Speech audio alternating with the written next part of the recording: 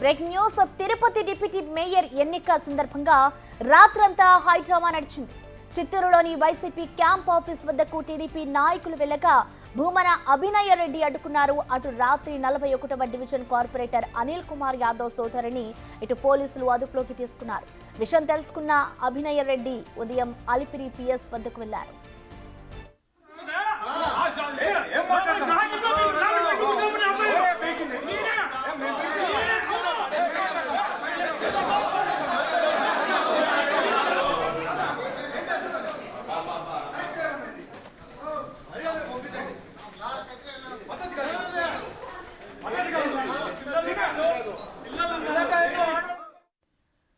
దీనికి సంబంధించిన complete details ని మా ప్రతినిధి దామోదర్ లైవ్ ద్వారా అందిస్తారు. దామోదర్, చెప్పండి, ఇటు మేయర్ ఎన్నికకి సంబంధించి రాత్రంతా కూడా వైసీపీలో హైడ్రామా నడిచినట్టు తెలుస్తోంది. అసలు ఏం జరిగింది, దీనికి సంబంధించిన అప్డేట్స్ ఏంటి దామోదర్?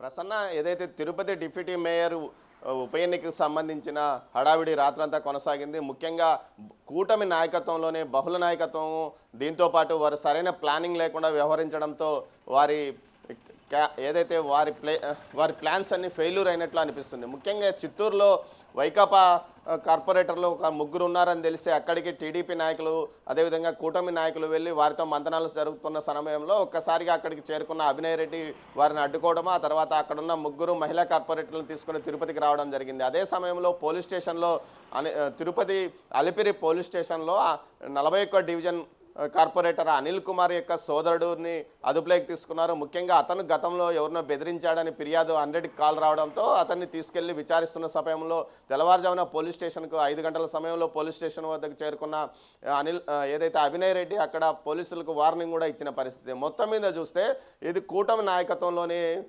గతంలో ఏదైతే బలం లేనప్పటికీ తాము పోటీలో ఉండడమే తప్పని భావించి ఒక వర్గం సైలెంట్గా ఉంటే లేదు ఖచ్చితంగా గెలుస్తామంటూ అధిష్టానంతో పాటు జిల్లా ఇన్ఛార్జ్ మంత్రిని ఒప్పించారు.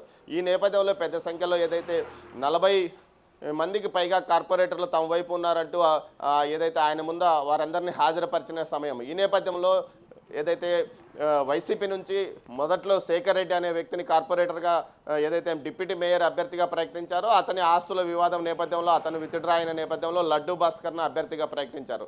మొత్తం మీద ఈ గొడవ జరుగుతున్న సమయంలో పోలీసుల నుంచి కూటమికి ఎలాంటి సహకారం లభించలేదంటూ కూటమి నేతలు విమర్శిస్తున్న నేపథ్యం యథేచ్ఛగా అటు అభినయ్ రెడ్డి కానీ ఇతర నాయకులు వైసీపీ నాయకులు అటు పోలీస్ స్టేషన్ల వద్దకి తమ క్యాంపుల వద్దకు వస్తున్నా కనీసం వారిని అడ్డగించే ప్రయత్నం కూడా పోలీసులు చేయకుండా చోద్యం చూస్తూ ఉంటున్నారంటూ అధిష్టానానికి ఫిర్యాదు చేసినట్టు తెలుస్తుంది. మొత్తం మీద అయితే ఈరోజు ఉదయం నుంచి అటు అభినయ్ రెడ్డిని అదేవిధంగా భూమన్ కరుణాకర్ రెడ్డిని ఇంటి నుంచి బయటికి రానికుండా పోలీసులు నోటీసులు ఇచ్చిన పరిస్థితి. అయితే రాత్రంతా తిరుపతి నగరంతో పాటు అటు హైడ్రామా నడిచిందని చెప్పవచ్చు. పలుచోట్ల ఎక్కడైతే టీడీపీకి మద్దతు ఇస్తున్న కార్పొరేటర్ల వద్దకు వెళ్ళి వారిని తమ కూటమిలోకి తిరిగి వెనక్కి తీసుకురావడానికి అటు వైసీపీ నాయకులు ప్రయత్నించడం కూడా జరిగిందని సమాచారం. కొంతమంది ఫోన్లు చేసి బెదిరించారంటూ కూడా కూటమి నేతలు ఆరోపిస్తున్నారు. మరోవైపు ఏదైతే స్పష్టంగా అటు కూటమి నేతలు బహుళ నేతలు ఏదైతే ఇటు వైసీపీ ఏదైతే జనసేన అటు టీడీపీ నాయకులు నలుగురు ఇందులో వ్యూహంలో భాగంగా అటు వైసీపీ నుంచి కార్పొరేటర్లను తీసుకురావడానికి చేస్తున్న ప్రయత్నాలు కొన్ని విఫలమయ్యని చెప్తున్నారు. ఇప్పటికీ వైసీపీ తమ బలము 32కు పైగా ఉందని చెప్తున్నారు. కానీ ప్రాథమికంగా చూసుకుంటే మొత్తం మీద అయితే ఒక ముగ్గురు మహిళా కార్పొరేటర్లను రాత్రి వారు వెనక్కి తీసుకువెళ్ళినట్లు సమాచారం. మొత్తం మీద పోటాపోటీగా ఎన్నికలు జరిగే అవకాశం ఉంది. అయితే ఇప్పటికే లడ్డూ భాస్కర్ను వైకాపా అభ్యర్థిగా ప్రకటించింది. మరోవైపు ఏదైతే టీడీపీ నుంచి గెలిచిన ఆర్సీ మునికృష్ణయ్య పోటీలో ఉంటాడా లేకపోతే వైకాపా కార్పొరేటర్ నరసింహాచారి బరిలో ఉంటాడా ఇటు కూటమి తరపున అన్నది కూడా తేలాల్సింది. మొత్తం మీద 10 గంటలకు ఇప్పుడు పోలీసులు ఏదైతే ఎన్నిక జరిగే ఎస్వి యూనివర్సిటీ ప్రాంగణం వద్ద భారీ బందోబస్తు ఏర్పాటు చేసిన ఫలితం.